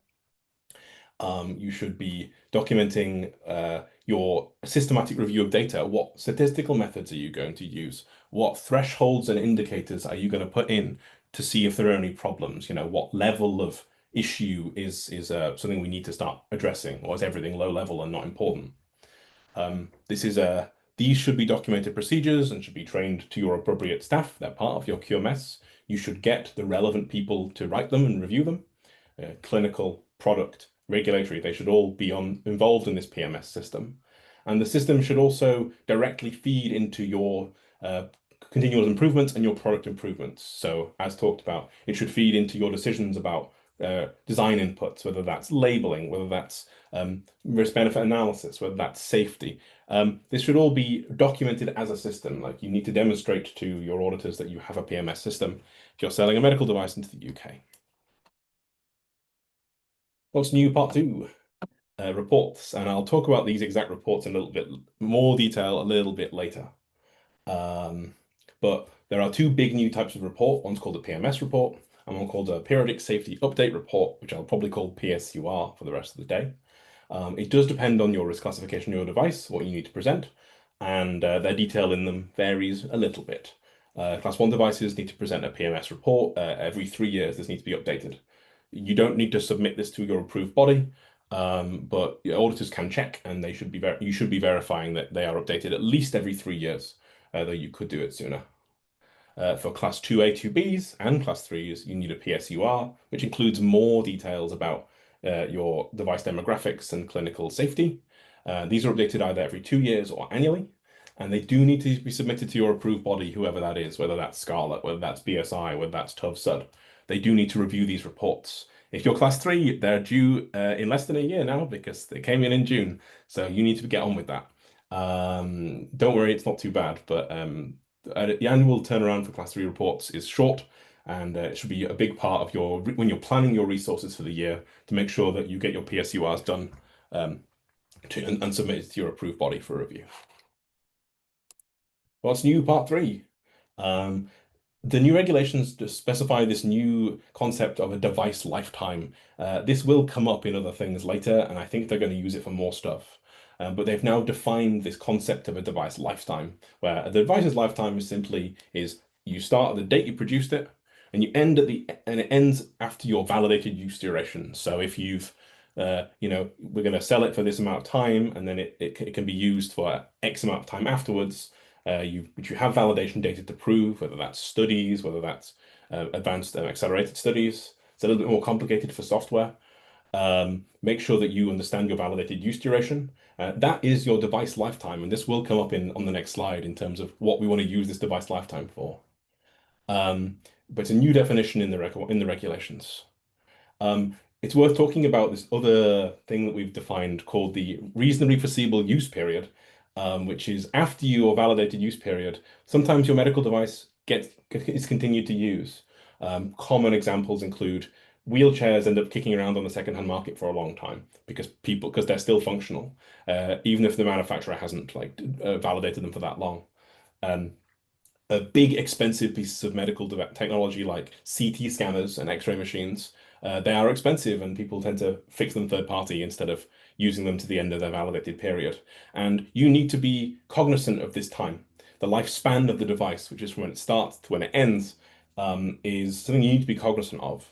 Right now, there's no PMS requirement, no requirement to collect post-market surveillance data beyond your validated use duration. Only applies in your lifetime. But it is highly likely, and this is my opinion, not a fact, that the next incarnation of these regulations will include some purview of reasonably foreseeable use. You will likely need to start thinking about how you track data beyond the validated use. We don't know that for sure, but I would keep it in mind when you're thinking about how long your validated use is for. It's very important to keep in mind. What else is new? Oh yeah, PMS period. So we have this new term, which is how long you have to be collecting post-market surveillance data for a device. And this is very simply the time the first device of that class, whatever that device family is, goes onto the market. You log that date to the end of the lifetime of the final device. So if your device is on sale for 5 years and it has a 2-year lifetime of validated use, that's a 7-year PMS period. So you need to be constantly proactively collecting all this data that I just talked about, complaints, feedback, clinical studies. All of that needs to be being collected in a systematic way for the entire lifetime of all those devices being sold. And they define this as the PMS period. You might see this written down in places. I want to make sure people are kind of aware of this. But that's another really important thing to sort of think about if I use terms like PMS period and PMS lifetime. The other thing that's kind of new, which is related but not the same, is there's been some changes to vigilance. So vigilance is about incident reporting.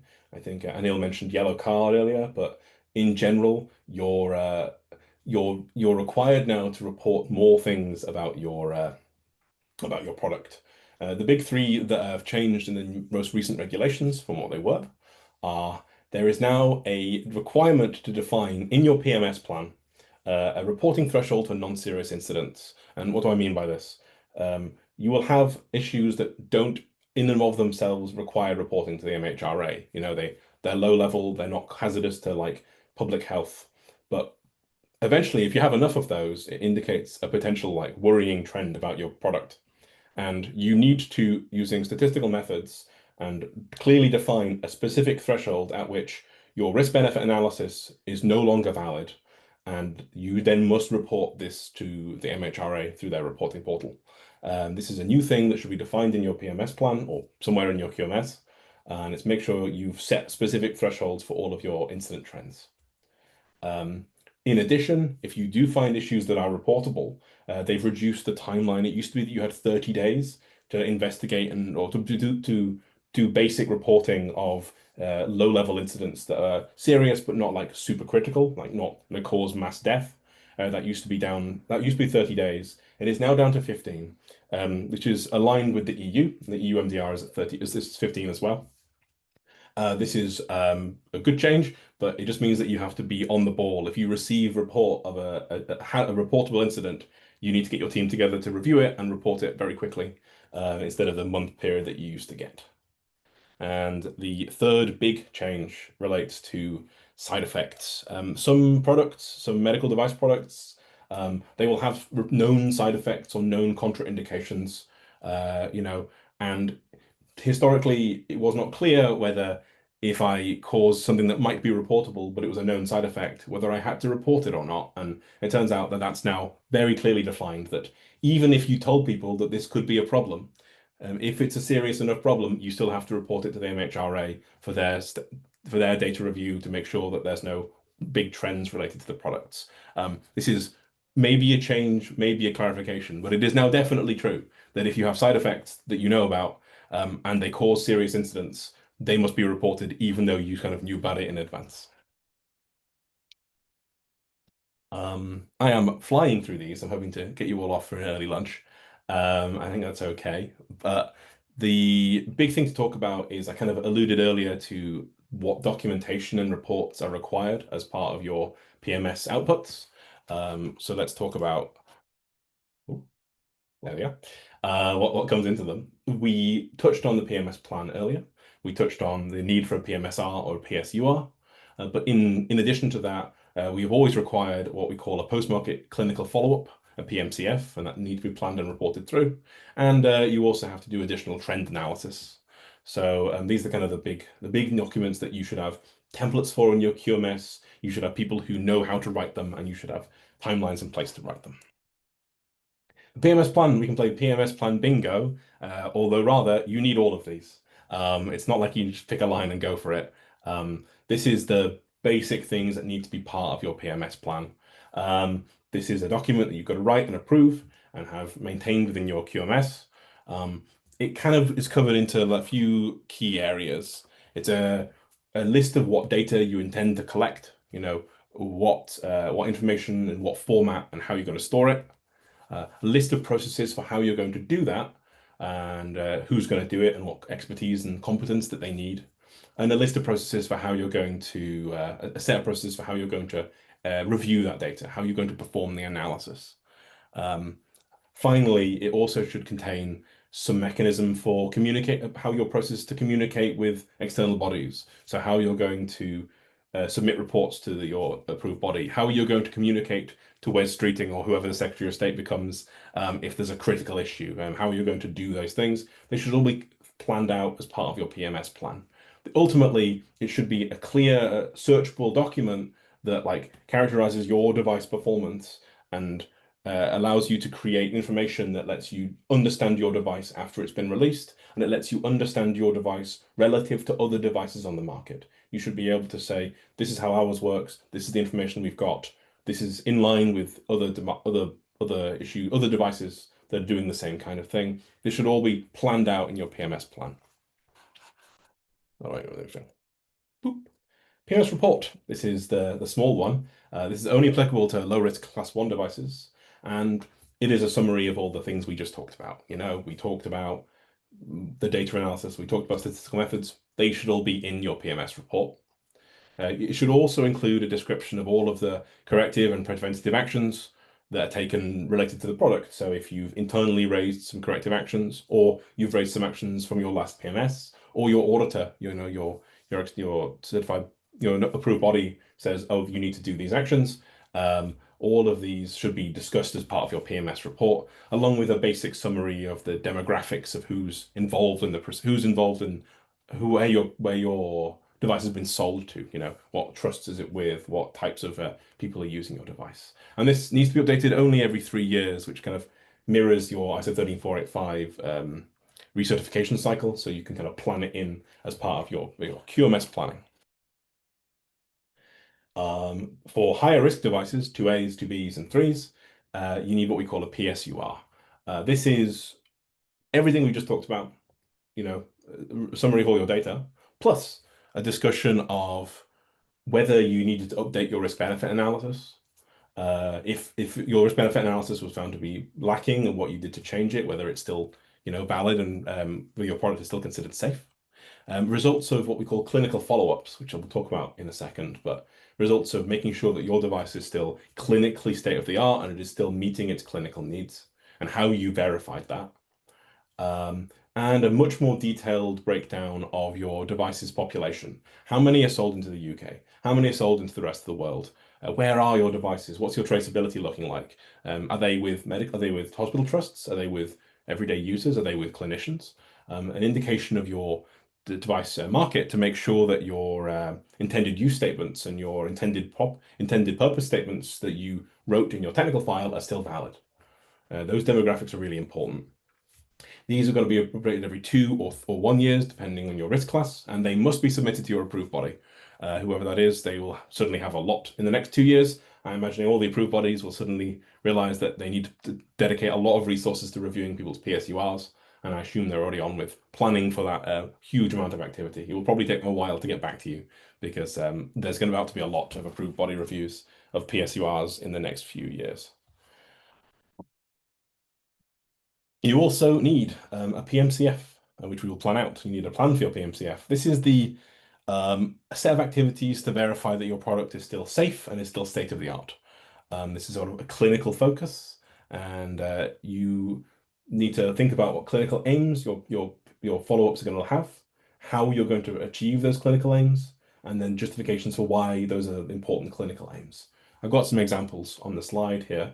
Maybe we need to double check that the device is still safe. Maybe we need to verify that there are no new emergent risks. Maybe our risk-benefit analysis needs double checking because there's some things that we think are a borderline. Or what if there are new? We want to check for new side effects, or contraindications. And you would do that through reviews. That might just be a literature review. That might be looking at on the online device registries all over the world. All of the medical devices are bundled into various online registries with lists of issues and problems. And you can review those and check those to make sure that your device doesn't fall into the same issues that they're having. You might do surveys, surveys of patients, surveys of clinicians, people out in the public who are exposed to your device need to be contacted to make sure that you're still meeting their clinical aims. You also might need to do clinical investigations. You probably did some clinical studies as part of your initial medical device, getting that product on the market. You might want to do some more. You might want to do a small version of your original clinical investigation to make sure that your device is still functioning as you expect and the science is still good.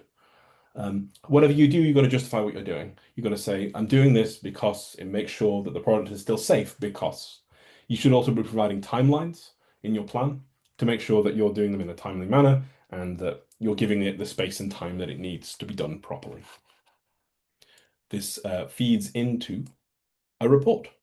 Your report should be clear, it should be compliant, and it should be product specific. It's too easy, and it's a common problem for people to spend time looking at clinical things related to other devices. And it's important to have the context of related devices, when you're comparing trends and when you're looking at other issues, but your clinical follow-up report should absolutely use data from your device, people using it, your clinicians, your customers, clinical data using your device. You should make sure that your sample size is appropriate to collect the level of detail of data that you need to make sure that you're getting good statistical outcomes. And you should make sure that your patient population is appropriate to your intended use people. Who's meant to be using this? Are we using them in our clinical follow-ups to make sure that clinical data is still valid? It's also an easy mistake to make to not think about off-label use. If you can get information about people incorrectly using your product or using it for not what you intended, this will feed dramatically into your risk-benefit analysis, and it should form part of your clinical follow-up plans. If you're suddenly aware that a doctor has started using it for something else, you should be logging that and making sure that you've reviewed whether you need to think about reviewing risks related to that or whether that it feeds into product improvements. These should all be part of your clinical follow-up. And we've kind of touched on this already, but trend analysis is now so much more important in the UK. You should be thinking about the fact that sometimes issues aren't initially reportable, but frequent occurrence may be a bigger issue. Your PMS plan should have statistical methods and threshold values at which your risk-benefit analysis should be reviewed. And maybe you're just going to review your risk-benefit analysis and determine that there's a small change, but it's still meeting its requirements as safe. But maybe if you review your risk-benefit analysis and find that after all this PMS, you're way out of whack, then you probably need to report that to the MHRA and as a serious incident and start doing appropriate corrective actions and product improvements. It's really important to have these trend analyses baked into your PMS planning and your PMS reporting as you go. As I say, I'm flying through these, and I hope that's appreciated. We're going to talk a little bit about the EU. If people already have products in the EU, this might feel quite familiar. Is this not just what we're doing in the EU? Yeah, basically. The two new regulations are very similar now. There's a lot more alignment between the UK and the EU. There are some really specific key differences that you'll need to hammer out in your records, but we're now significantly more aligned to the EU than we were. The big things that we have that the EU doesn't have right now is this concept of a device lifetime that needs to be recorded in your PMS plan. The EU does specify a device lifetime, but it actually has to be written into your PMS plan as a specific thing that you write down under the UK regulations. In addition, as you might expect, there are UK-specific requirements related to you need to clearly demarcate your UK demographics. How many of you sold in the UK versus the rest of the world, not just how many have I sold in total. Who are my people that are using my product in the UK versus the rest of the world. They're really keen on UK demographics and UK sales numbers and UK traceability. In addition, you have to be defining your UK RP if you're a non-UK company and you need one, but also your processes for communicating with the Secretary of State, your processes for communicating with the MHRA, they're all little bits that are in this regulation that aren't necessarily in the EU version. And public engagement, there's a much contested conversation about what public engagement means, but the UK medical device regulations now require your feedback includes public engagement. This is your surveys, your clinical feedback. This is your getting people who are related to your device or exposed to your device and making sure that they're consulted in terms of complaints and in terms of feedback about product improvements and about feedback about your product. It's really, really important that you do that. And sort of to close, we can talk a little bit about vigilance and about reporting and communicating with regulators more generally. More is the way to go. This is the big thing that you all have or need to have. When you're reporting issues, if you have a reportable incident that needs to be told to the MHRA, you need to open up the MORE portal, the manufacturer's online reporting environment. This is a big online database where you submit your problems. You need an account with this. It's pretty easy to set up. I've just written a blog about it that I'm about to publish. It's very straightforward. And in the MORE portal, we have things including your manufacturer incident reports. This is a form that you have to fill in, an electronic form, where they collect specific data about the incident that you're about to report to them. Who's affected? Is this a serious incident? What is the risk to public safety? You also use the MORE portal to raise your FSCAs. These are your field safety corrective actions. These are we need to make sweeping changes to our product in the field. There needs to be an update that affects people's safety. There needs to be a new label attached to the product that people have already bought. The UK government need to know this so that they can communicate it effectively and they can gather trends and data about it. These all come through the MORE portal. Vigilance in general is really important. Reporting incidents can be escalated through the very smart people at the MHRA. They can review, and if they identify serious public health risk, they can get involved, and they will. Making sure that any issues are contained. We talked earlier a little bit about the vaginal mesh issue. We talked about hip implants, that kind of thing. Vigilance is really, really, really important.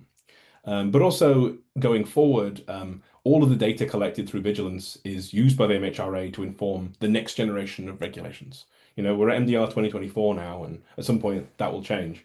And they're constantly using the data. I know that they have, Joseph Burt talked about having an AI aggregator tool that's grabbing all of the vigilance data, and they're using it to help inform the next generation of regulations. I talked earlier about misuse or use beyond validated lifespan. It's likely that they would like to regulate that as well, and using this data, they'll work out what they need to do that. The other way we do reporting is through Yellow Card. I think Anil mentioned this as well.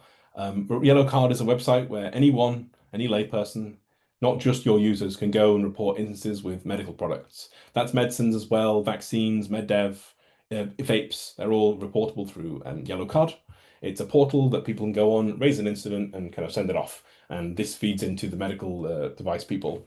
This is external to you, so if you don't report something, but your customers all do, you might have the MHRA knocking on your door asking where your reporting information is. And that can get you in hot water as well. Your users should know how to report complaints.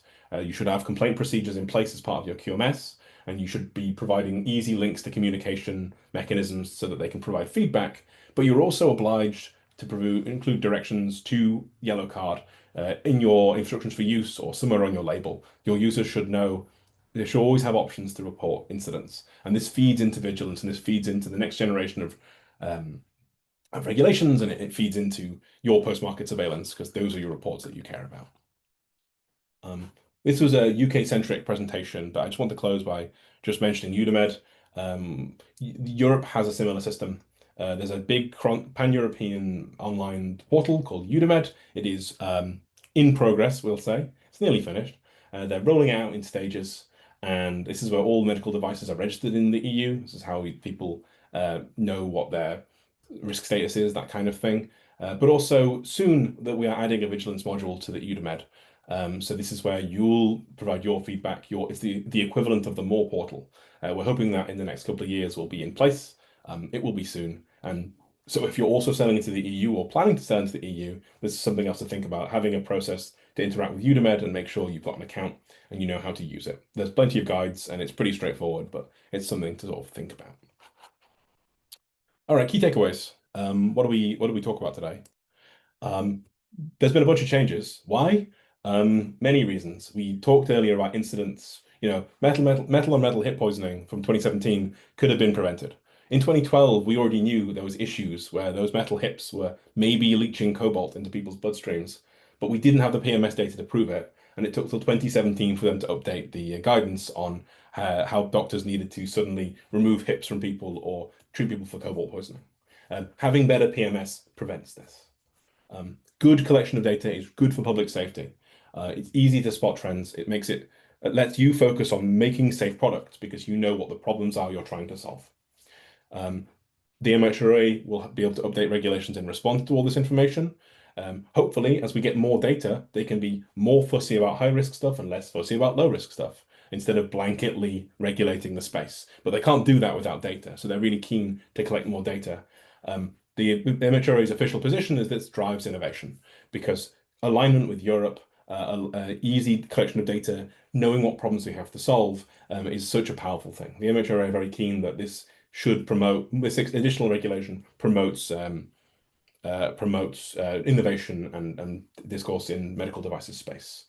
But if now the regulations between UK and Europe are so close, you only need one system now. And so if you're looking to expand into Europe, your PMS system should be 95% of the way there in terms of compliant, which will make it that jump to the Europe so much easier, and that jump to a CE mark so much easier. Key final things before I leave you or take questions. The new regulations are in place. I noticed that some of you don't know that yet, but you do know now. You've got to get ready. You must have a PMS system. Your SOPs should reflect this. You've got to start planning with your PMS plan. You've got to do these updates periodically. You've got to assign people, resources, and expertise to getting this done on time. I'll put links in the chat. We've got a great blog about this, sort of summarizing what I've already just said, and a little bit of shameless self-promotion. We're currently offering a free PMS review at Eightfold Governance. So if you want to get in touch, I'll put the link in the chat. You can contact us and send us your current PMS procedures, and we can have a look at them for you and provide some feedback about what needs to be changed and what needs to be improved. And that's totally free. And that's the thing we're currently offering to help people sort of in this transition period.